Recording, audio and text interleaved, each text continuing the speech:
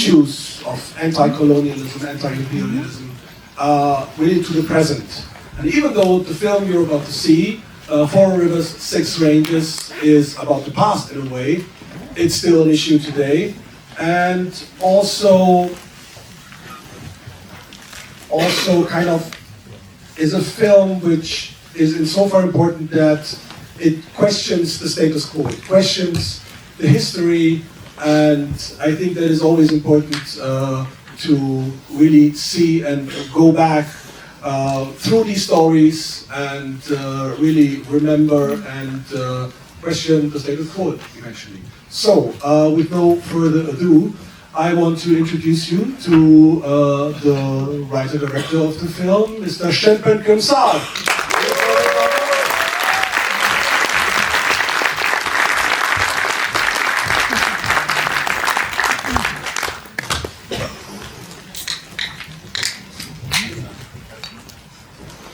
Thank you, Stefan.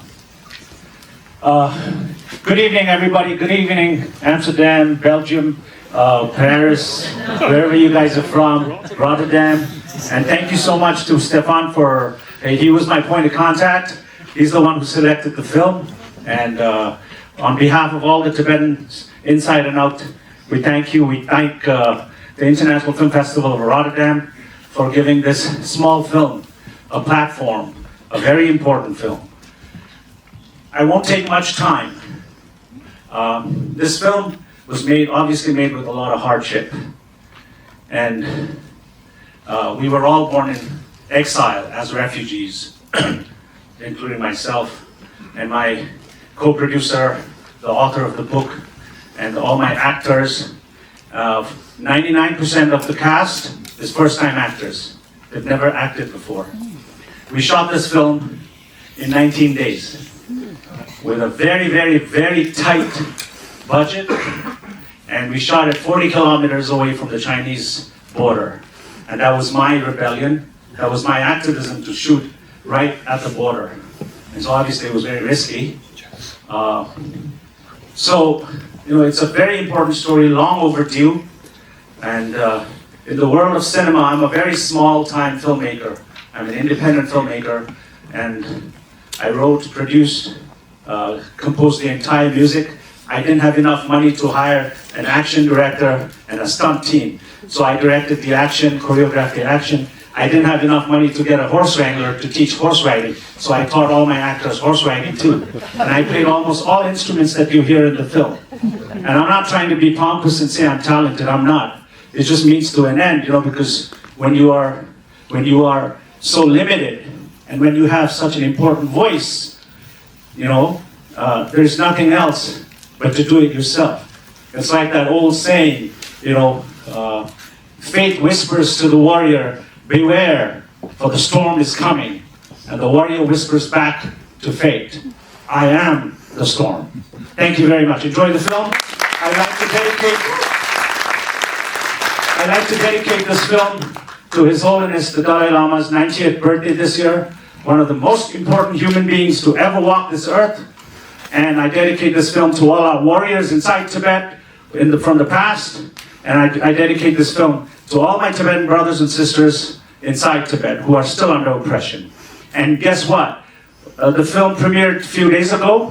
And as soon as it premiered, the Chinese government, they're such a big bully. It's like a big blow-up doll. They got nervous. And a little guy like me made the entire Chinese government nervous, and now they're bombarding with the propaganda, and bots on our social media. They're attacking the festival, the YouTube, everywhere. So, because it's a small film, we need your support. Please talk about it, share it. We don't have movie stars, we don't have anything. And this is the first Tibetan action, first Tibetan war movie ever made. Very small. So I hope you can tolerate the mistakes of the film and see past through it. And thank you so much, it means the world.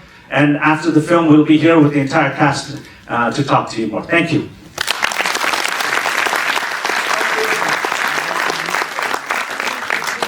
Thank you so much. This is for you. आपका से हो? मैं यहाँ से हूँ मगर India से भी. Yeah, namaste. Thank you. Hello again.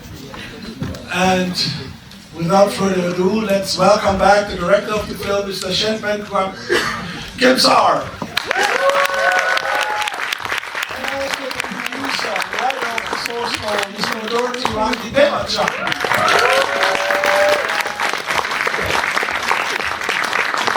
And the whole cast.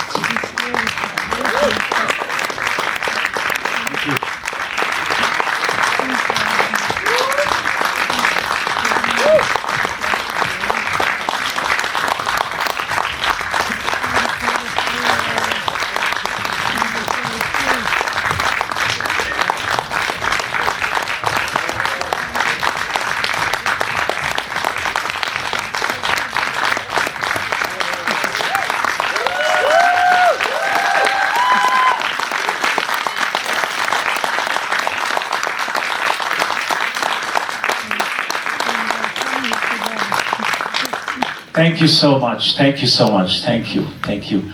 Please give my actors a big round of applause.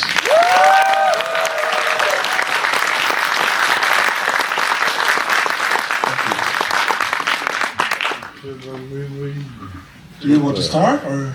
I don't know, because we don't have much time, so I'd like to jump right into the questions. And please do not be, censoring any questions.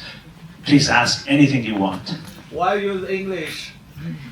Wonderful question. This is the first question last time. Last time too. I love answering this question. Several reasons. One is we don't have professional actors, Tibetans. Two, budget constraint. Budget. So in order for me, I wanted to make the film in Tibetan. But if I were to make the film in Tibetan, I needed a lot of time and money and dialect coaches, because these warriors came from 4 rivers and 6 ranges. So there were many different tribes, and each tribe had their own accents. And I didn't want to make the film in the Tibetan that we speak today in exile, which is in India. There's a little bit of Indian, influence. In South India, it's a little bit of South Indian influence. And then 3 provinces of Tibet, Kham, Amdo, Utang, we all have our different accents. And then being in exile, like I went to an English medium school, so my Tibetan was different. Tibetans from Nepal sound different. So it was not possible for me to make it if I couldn't make it, if I couldn't make it in the authentic way. So that was the main reason. So I needed at least 3-4 dialect coaches. I needed, at least 3 months time, which means a lot of money. And they needed to get off from their work because they're all, first-time actors, so I couldn't afford. So that was the reason.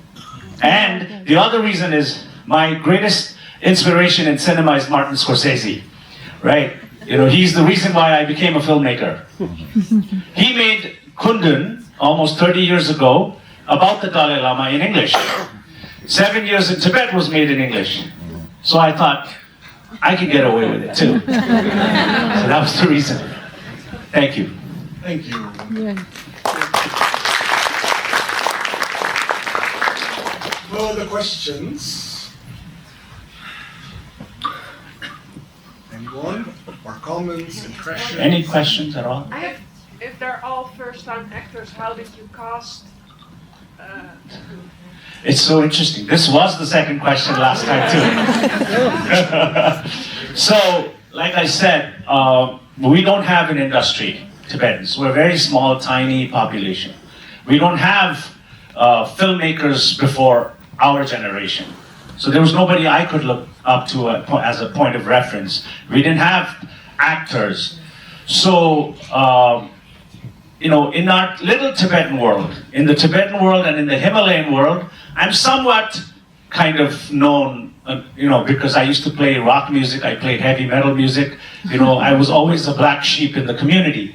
So I was popular, I was infamous, I was notorious, I was rebellious. So a lot of people knew me. So a lot of youngsters followed me. And then wherever I go in the world, I always meet Tibetans, and especially I make it a point to meet younger Tibetans. So most of them were all following me on Instagram and social media. So I wanted to make this film from 13 years ago. So in my head, I was always kind of casting subconsciously. So I knew, okay, this guy would pay this. So we didn't have a Rolodex of professional actors, or we didn't have agents that we could call and say, okay, I'm looking for Dalai Lama, this criteria, send me all the photos, you know? We didn't have that. So I did the casting too myself. So I basically knew some of them. I had met only a few of them personally, I think. Like one of my lead actors who played the father, Punga something. I knew him a little bit personally.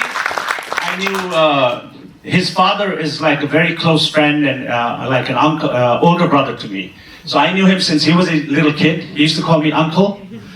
I tell him not to do that anymore. And then him I met at a barber shop in New York. I was cutting my hair. And then that's how I met him. He is my line producer in Mustang where I shot the film. And him I knew through his very close friends who I knew from New York. And he's actually, all the location that we shot, he's actually the prince of that place. He's the prince of the Lower Mustang. So I casted him, right? And so Dorji, my producer, co-producer, and writer, author of the book, is the son of this guy in the film. He was not born, but his three older sisters were in the film. One was the baby and the two little girls. They were here for the first premiere, and they all left. But you know, so that's the connection.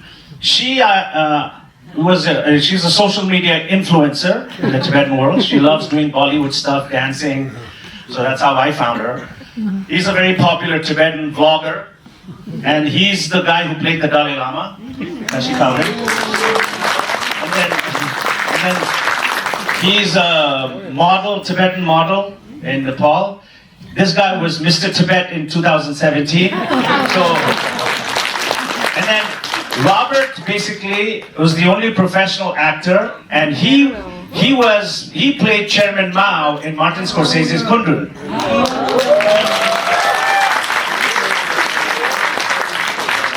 So that's kind of how I casted them. Yes. Yes. A question about the history of this. And first, I do want to say just congratulations. This is beautiful, beautiful film, and I've never seen any, obviously part of this history of Tibetan people depicted on screen in any way, and it's incredible to be captured. Thank you.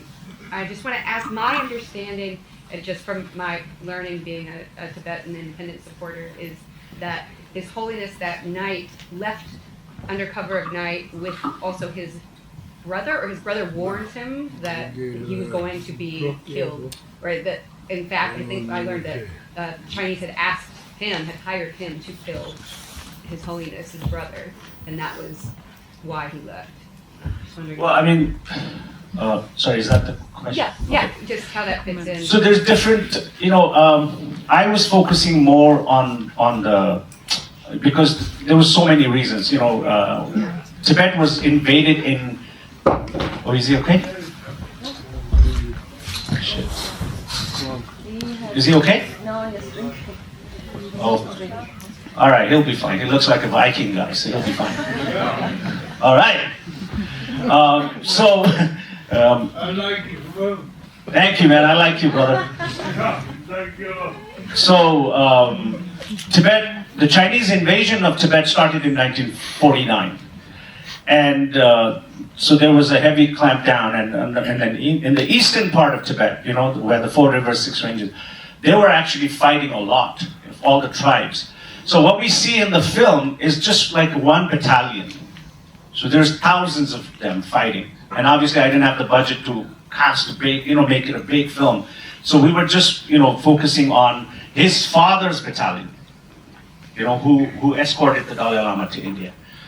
So there was a lot of danger. There was obviously intelligence, and the older brother was involved. But his life was in danger because there was a lot of speculations. So it was a big risk. So instead of taking a risk, reluctantly, His Holiness obviously didn't want to leave because he didn't want to desert his people. He didn't want to leave behind his people, but he had to survive. He was the symbol of Tibet. He had to live in order for the Tibetan movement and the Tibetan culture and the Tibetan identity to live. So if the Chinese had gotten hold of him, then everything would have been even way worse than it is now. So that's how the journey started. He disguises as one of the PLA soldiers, and so yeah. Yes. I have a question for one of your actors, Mr. Tupte. Yes. I have a question since you're new at this part. How was your experience for riding a horse, shooting, handling a rifle, actually transforming into a ruthless killer? It was. I mean, riding the horses, that was great. I mean, I didn't know how to ride. I'm sorry. I didn't know how to ride a horse till I've ridden horses in the fair. You those easy. You pay and you ride at the fairs, but I'd never ridden a horse in full gallop. So we had about 3 days training, and on the 4th day we were galloping at full speed with those heavy rifles. So yeah, it was a lovely experience, and everything else too. I mean, acting. I had to memorize everything in a month and then lose about 25 pounds. And I worked for a government in the U.S., the municipal government contract. So, it was great. It was a great challenge, but learning everything and doing it all, it was a very, very good experience. So I'm very happy.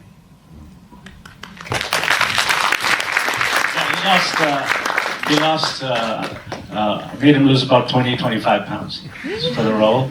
The guy who played the Dalai Lama lost weight, and the main guy, the leader, unfortunately he couldn't be here. Jinda Andusang Gomputashi, he's in LA right now. He lost a lot of weight too for that role. So yeah. Any other questions? Actually, I'm going to let the author of the book and the writer of the book and the son of Kunga Samten to say a few words.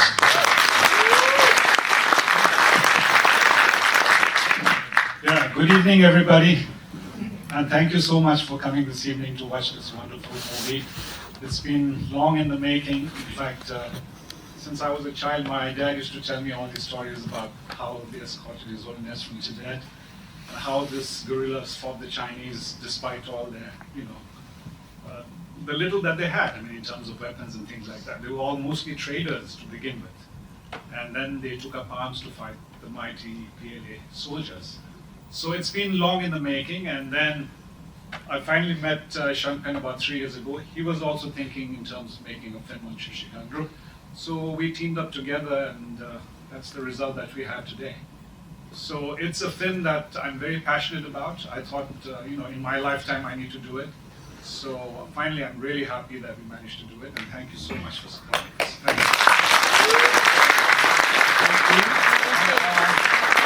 One last question from there, but then we can move outside and if there are further questions, but here was one and he will get his chance. So 1 second.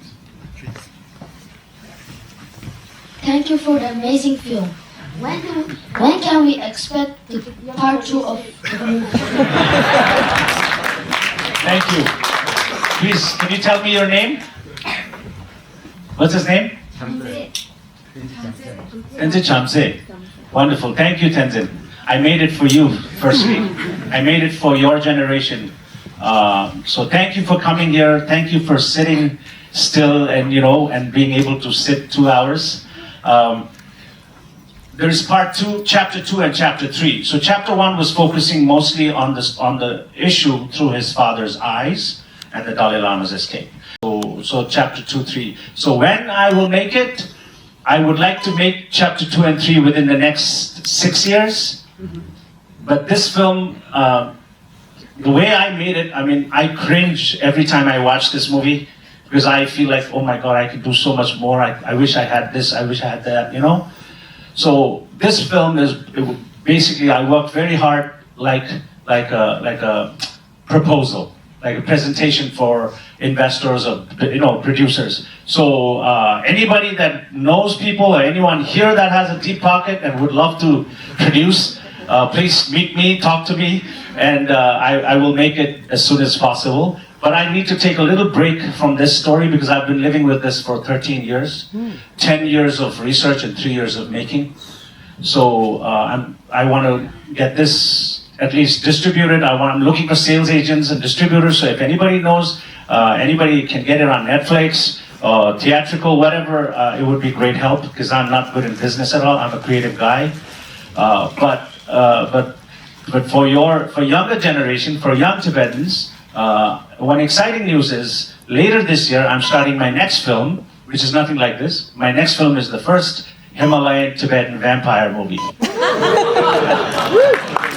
So you can look forward to that. All right. Thank you so much. This means the world to us. You know, on behalf of all our actors and on behalf of all the Tibetan people, thank you so much. Please talk about it. You know, we don't have any support. We don't have big, studios supporting. So your word, your social media shares, all of that will spread the word. And it's a David and a Goliath battle. It's a story of David and Goliath, and I'm determined that we will prevail. And like there's a dialogue in the film, as long as there's a single Tibetan alive, this Tibetan freedom movement will go on. And I will keep doing it till I die. Thank you very much.